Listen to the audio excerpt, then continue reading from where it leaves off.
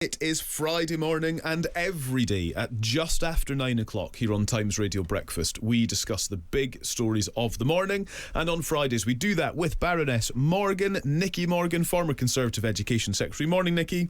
Good morning, both. And Lord McConnell, the former Labour First Minister of Scotland. Good morning, Jack. Good morning, good morning. Reunited, and it feels so good. Well, here are some of the stories we've covered on Times Radio Breakfast so far. Andy Burnham says there's room for movement on taxes within Labour's general election manifesto. He also supports a tax break for pubs, which he says he'll pay for by increasing business rates on Amazon-style warehouses. Kate Nichols, the chair of UK Hospitality, said that was a good idea.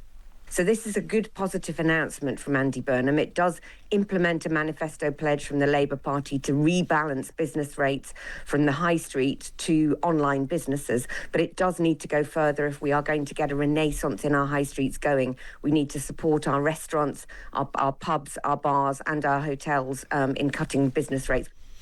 Well, pressure is mounting on the government to change immigration laws so the ringleader of the Rochdale grooming gang can be deported. Dominic Grieve, the former Conservative Attorney General, discussed the major obstacle to deporting Shabir Ahmed, who was convicted of 30 child rape offences and was released from prison yesterday. He's clearly an undesirable person to have in this country. There's every reason to wish to see him removed. But as I say, there are a number of hurdles that have to be gone through, and the biggest hurdle of the lot, in my view, is going to be getting cooperation from Pakistan. And pubs will be allowed to stay open until 5 o'clock in the morning to show the England v Mexico game in the last 16 of the World Cup on Monday morning. Chris Gumbrell, the executive chairman and co-founder of Brewhouse and Kitchen, told us that opening business on Monday morning is more than just profit. There is an appetite for it from our guests, and there's the will to come and watch the game. And yes, it's stretching for our teams, and there is a profit element that you've got to consider seriously. But there's also a goodwill element. It's about maintaining strong relationships, working with our guests. They're keen to do it. Let's find a way of achieving that. And pubs will be allowed to stay open until 5 o'clock to show England versus Mexico in the last 16 of the World Cup on in the early hours of Monday morning. Chris Gumbrell is the executive chairman and co-founder of Brewhouse and Kitchen. He says the opening on Monday morning is about more than just profit. There is an appetite for it from our guests. Hang on. That's my fault. I apologise. Sorry, somebody shout at me if I'm doing it wrong. That's totally on me. It took me a while to realise. I thought, has he got a new thing to say? But do you know what is sad, actually? Wetherspoons, they've been saying, look, they've got hundreds of pubs, only a handful of them will be able to open because it's not that straightforward to, at this short notice, sort of in 2 days' time to say, all right, we'll get the staff, we'll work out how to rota that, looking at all the costs. And so it hasn't necessarily been a green light for all of those pubs. Yeah, sorry, that's on me. As a reminder, Chris Gumbrell, the exec... I'm not going to do it again. Sorry about that. Too distracted. Loads to discuss. We're going to be discussing whether Britain has a sick note culture to avoid work and whether the NHS should be incentivising people to go for a walk. But let's start with Burnham's tax plans. We expect him, of course, to be the Prime Minister in just a couple of weeks' time. He reckons he wants to raise taxes on wealth more than work. That's his philosophy, Jack. Do you think that will carry the day? Is this where he's going to find room for manoeuvre in order to fund the things he wants to and avoid, I suppose, raising tax on individuals as per Labour's manifesto? Well, I like both aspects of this. In fact, I like three aspects of it. I like the fact that he is talking about choices. So he talks on the one hand, he gives the example of the warehouses versus the high streets and the pubs. And I think that's a very good modern example of where the current tax system at a local level doesn't work in the interests of communities and people. I think the fact that he is talking about being less focused on taxing work and jobs is long overdue. I have criticised many chancellors over a long period of time for not addressing that issue. I think the model of income tax being one of our main political choices, was appropriate for the days when we had mass employment industries and so on, but it's not appropriate for the modern world, and there are other choices to make. We should tax bad things rather than good things like work And I think the other thing that's good is that he is taking his time here. It's very hard to come into this office mid-term. I could talk about that for a long time. It's a difficult thing to do, to come in mid-term. You have all sorts of choices to make about the personnel, about the ministers, about which policies to change and which to continue with, which aspects of the recent kind of speech you want to keep and which you want to change. And I think the fact that he's taken time and not announcing a lot of that in advance of actually taking office is very wise. He's going to have a whole summer to make the right announcements and to put the right people in place. And I like the fact he's setting out a direction rather than a lot of specifics in advance. Yeah. Nikki, do you like the direction?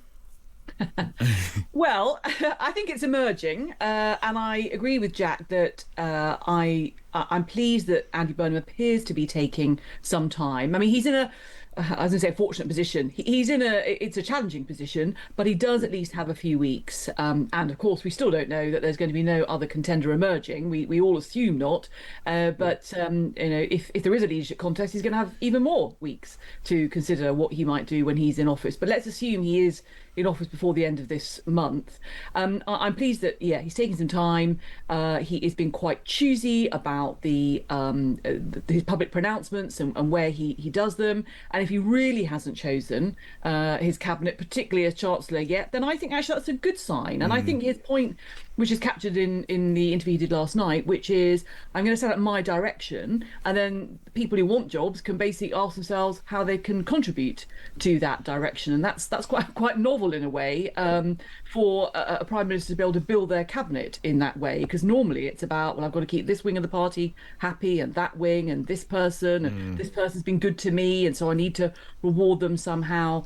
So if he's able to hold that. Look, but I think the concerning thing is that it looks like there are tax rises on the cards, and I think many people already feel pretty overtaxed.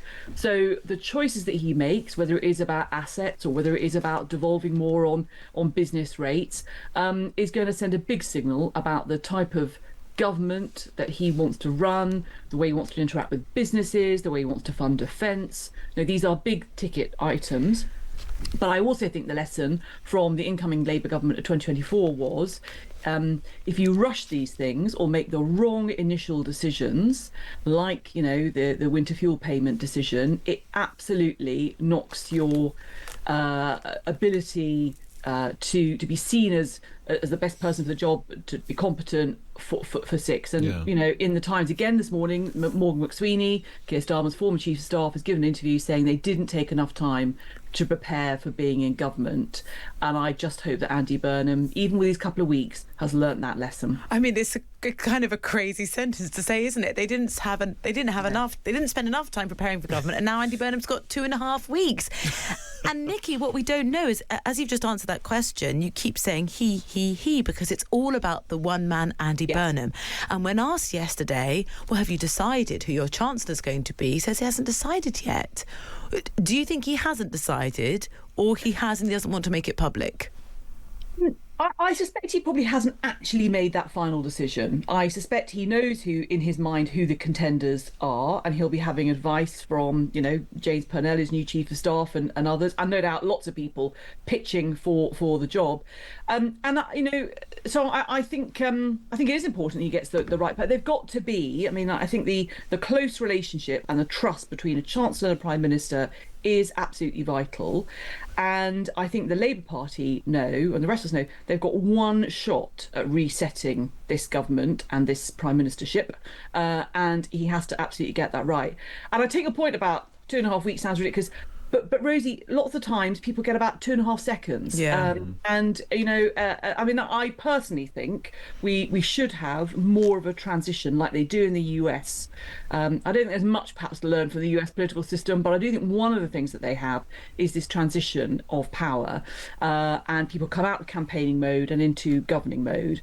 And 2.5 weeks is better than 2.5 days, which is what we've seen in a number of leadership contests, in recent years. Yeah, or when you're just suddenly given a new cabinet position and you have to get your head around a brief you didn't know anything about and talk about it on the radio the next day, and make decisions that impact the country. Done that. Yeah. Done that, been there. And you can watch all these very nervous officials as you're doing your first, interview or ministerial statement. Having been about 5 seconds in the job, thinking, is she going to drop the ball? And but it is a problem, and it's not the way the rest of the world works when people take on new roles. Yeah. And that's why I think people are so amazed at how the system works. Yeah, and Jack, I wonder actually, Patrick Maguire's piece in the Times today, the headline on it, Labour's a powder keg that could easily blow, and he is reflecting on the clamour that there is actually for people to get jobs around Andy Burnham.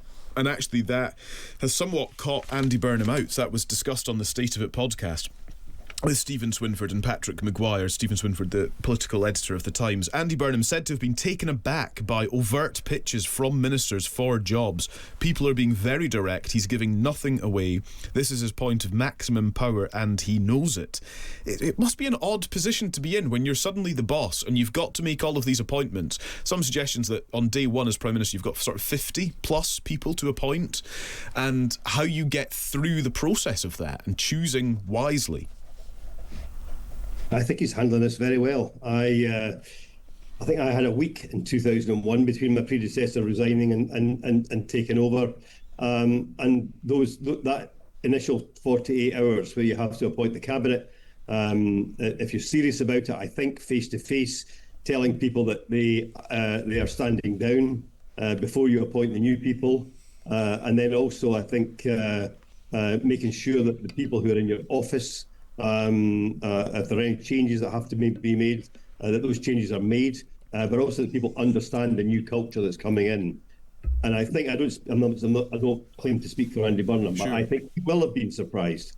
I think there's been a culture change in Westminster and Whitehall over the last couple of decades that is really unhealthy, and I think that goes right into the ministerial level, where people are not focused on the job at hand or the direction of the government, but they're more focused on themselves. And I think that he will have noticed that in the past fortnight. And I think those that are bobbing up trying to promote themselves for jobs might be making a big mistake, because I think he's going to want team players. He's going to set out the direction, and he wants people who will bat for his direction, not just for themselves and their own status and profile. Yeah, that's almost exactly my what he advice said. to anybody this week has been, get your head down and get some work done. And he's going to notice that more than you hanging around outside his office. Yeah, Andy Burnham was asked yesterday, you sort of disappointed by the kind of quite overt pitching for cabinet jobs. And he said, people are entitled to put their case, but I think it's really important that firstly, people understand what's being proposed here, and then consider what their contribution to delivering that new direction for the country might be. I guess you've got a lot of personalities, Nikki, of people who feel like they actually know what the direction should be, and they're keen to sort of petition and lobby Andy Burnham to make that course of action. I think he's more likely to be listening to people who are talking to him about the direction. If people have got ideas for the government, not just for themselves, I think he will be listening to that. I think he's got this, lovable, cheeky, chappy image and so on, but he's also an experienced politician. It's 25 years since he first went into Parliament. He's been a cabinet member, by and large, from what I could hear from inside the health service, a successful cabinet member, and he's been a successful mayor in Manchester. He knows how government works. He's not an outsider who is naive and inexperienced, and I think people are misjudging that, and they would be far better focused on policy and ideas and the team aspect of this than in themselves. Yeah. Really interesting. Both do stay with us, Jack McConnell and Nicky Morgan. Lots to get through. Should we be following the Germans' example and get tough on sick days? And should the government be bribing us to go for a walk? This is Times Radio Breakfast with Rosie Wright and Calum Macdonald in association with Nationwide, a good way to bank. So our pair of peers, Nicky Morgan, the former Conservative Education Secretary, and Jack McConnell, former Labour First Minister of Scotland. Now, in the UK, we have at times wondered whether and how Germany does things better. Here's a measure we may or may not want to take up ourselves. The Chancellor, Friedrich Merz, has announced sweeping changes to sick leave rules. They're going to scrap the right of German workers to get a sick note by telephone and instead introduce a requirement to submit a medical certificate from the very first day of illness. It's part of a big range of reforms to work tax pensions aimed at boosting the German economy. Nikki, I had something like this when I lived in France. If you were ill, you had to go to the doctor in person and get a note that you'd then send back to your office to explain why you weren't there. Is it a good idea? Well, just to show you, I was listening bright and early this morning. I heard Calum's comment just after 6 a.m, which I agree with, which is basically great if you can get in to see a GP on day one. But I think we all know that would be a huge stretch for the NHS. So I think that probably, I mean, it's great in theory. And I can see from an employer perspective, particularly where you know that there are employees who are going to be pushing the boundaries, who are taking regular sick days, and you doubt very much that there is actually, perhaps something else going on, and there's not a genuine reason. But I do think actually, I'm not quite sure. I think it's 6 days, isn't it now? Or perhaps it depends on different employer, rules where people get sick notes. But I think shortening it, so perhaps it's day 3 onwards. Because frankly, if you're off for 3 days, then there probably is something a bit more wrong. In which case, GP should be better and happier about signing off on it. But I guess we're going to talk about it in a moment, aren't we, about the incentives for people to be fitter and healthier, and I think that's probably a part of this debate too. Yeah, so if you're sick currently for more than 7 days, you need to get a fit note. That used to be called a sick note from a healthcare professional. Jack, does it make sense? I mean, it worked in France because it was very easy to see your GP. Let's imagine it was more straightforward to get a doctor's appointment. Do you think it's a good idea in principle? Oh, absolutely. I'm strongly opposed to the idea of sick notes on the phone. I can't see how that can possibly be done accurately and reliably. And I think it would be a good incentive for GP surgeries and so on to prioritise those who have to come in person. So yes, if they can sort out the mess of GP appointments, then a GP appointment system would be good. There's a cultural thing though here as well. I think that as a country, we have become we now value much less people actually turning up at work. We've got the whole issue of working from home. We've got the expansion of both sickness absences and sickness benefits. And I think we need to spend a bit of time here. Possibly it might take a few years to change the culture, but we need assertive leadership in this country to say that work is good, and that if you don't show up at work or you're not pulling your weight at work, you're not just causing a problem for your employers, whether they're public or private. You're also causing a problem for your fellow employees. I was a school teacher, and of course people were occasionally off, absent for good reasons, and you had to cover the classes. But if you knew that they were just skiving, and you were then having to cover their classes as well as your own, that was really irritating and not fair on the pupils and not fair on the other staff. And I think in a working environment, you're all in it together, and I think we need to change the culture in this country to give people a commitment to more reliability and continuity. I spoke to somebody once who I think they were sort of talking about like the civil service and all that kind of usual stuff about when you've got it good as an employee, and actually they said for the first year of any job everybody should be self-employed and that would soon teach people how productive you need to be in order to sort of survive and thrive in a workplace. It would probably change people's approach to sickness and to days off and to choosing between work or not work. And I guess, I think it would be impossible actually to implement, Nikki, especially in a new era of workers' rights, etc. But the principle of the thing is probably right. And often when we have these discussions, loads of our listeners will get in touch and say, hang on a second, I'm self-employed. And actually it's a whole different ballgame. That's right. It is different, and it's different when it's your salary on the line and not earning as is extremely painful, and a day's wages are lost. And I was just thinking, actually, the other thing, of course, that's changed in the last couple of years is the whole hybrid working. Now, of course, that doesn't apply for everybody. There are some jobs that can't be done, obviously, online. But I do think that the attitude to sickness, I think we also have a different post-COVID. We have a different attitude about taking our bugs to work. It's more acceptable to say, look, frankly, I can work, but I'm not going to come in and spread my germs, and I think that is something that people can be a bit more thoughtful about. But they can, people can still be usefully employed. But Jack's right. It is a cultural thing about a commitment to work and to employment and to the other people in your team. Yeah, I mean, and sometimes you just can't call in sick. I mean, very, very rarely we can work from home, I guess. Calum often does the breakfast show from home on Christmas Day, and I've done Boxing Day for the last few years. And not last year, but the year before, I was in a house, and it was going to be so romantic, Boxing Day in Wilton, in Salisbury. I was in a house with an outbreak of norovirus. And I had absolutely... It was terrible.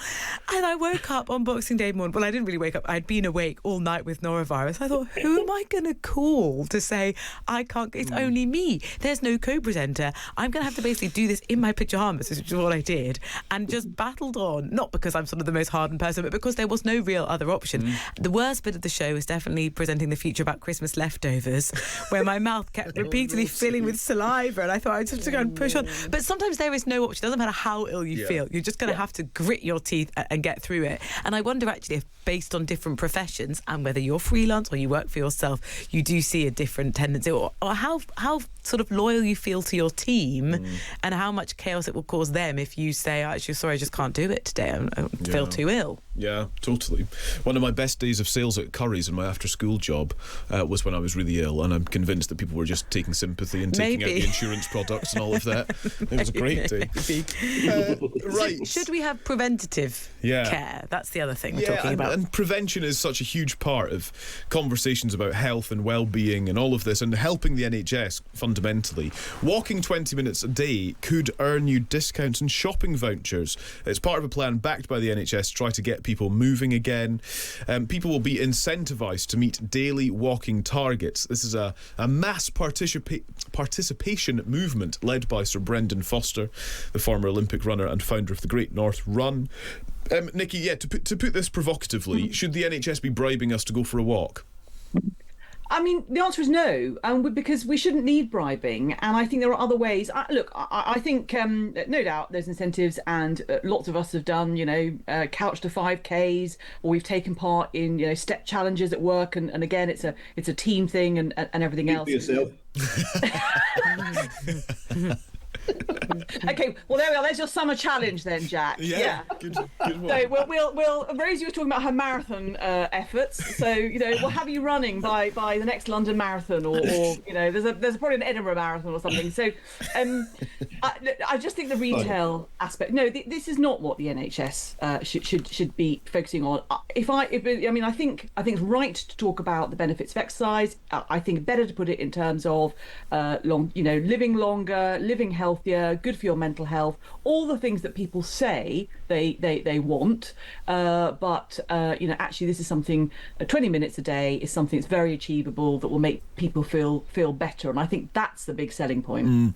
I am going to put this in the bucket of things, Jack, that I think should fall under something close to the government's remit, which is to make it easier for us to make better decisions. And I think health is actually an area where government can do that. I'm not sure if this is a great shining example of it, but I wonder if it's getting at something that, I was mentioning earlier, some health insurance policies will come with like a wearable watch or device on your wrist, and if you demonstrate that you're doing your 10,000 steps a day, your premium might go down. And actually that is a good nudge for us to make a better decision in that context. That is an insurance company rather than the NHS. Is it different between the two? I think that's a great example. And I think this is not a bad idea, and I really like Brendan Foster. He's a great guy. I think this is probably better done outside of government rather than inside the government. And the health services should be focused on the problems it needs to fix. And one of those problems is an over-medication of ill health. And I think the There were pilot schemes way back when I was in government. We were doing stuff, for example, in Glasgow, where GPs and the local leisure services were working together. So GPs were referring people to the fitness services in local community centres and so on, and rather than giving people, just continued medication or propping up their illness. And I think that sort of stuff is really quite interesting, and there could be a much more assertive approach to that and a much more joined up approach to that in the health service. I think these sort of nice initiatives are probably better done on a sort of charitable or philanthropic way than the health service or the government telling people what they've got to do. I just think the best motivator surely is that you want to be healthier. You want to feel fitter rather than that you're going to get a voucher for something. That seems tricky. Andy says on WhatsApp, this is ridiculous. You can't out-train a bad diet. The problem here in the UK is how widespread a poor diet is. And Kate talks about calling in sick. I was a teacher. We had to call the head teacher's landline before 7 a.m. to phone in sick. She was terrifying and I was barely off. A landline, by the way, for our younger listeners, is a phone that used to plug into the wall, imagine. And wake up the whole house if you rang early. Yeah, exactly. Nikki and Jack, thank you both very much. Lovely to speak to you this morning. Have a nice weekend, both. Thank you. You too. All the best. Don't get sick. No, go for a run, Jack. There you are. That wasn't a no. There wasn't a no. Wasn't a no. That is Jack McConnell, former Labour First Minister of Scotland, and Nicky Morgan, former Conservative Education Secretary. On the way here in the next half an hour, of course, Ed Vaizey will be here at 10 o'clock. We've got an update on politics and what happens if you buy something on Vinted that then doesn't turn out to be what you anticipated. What are your rights? All of that to come, but first at 9:31, let's get the headlines with Stuart Willey.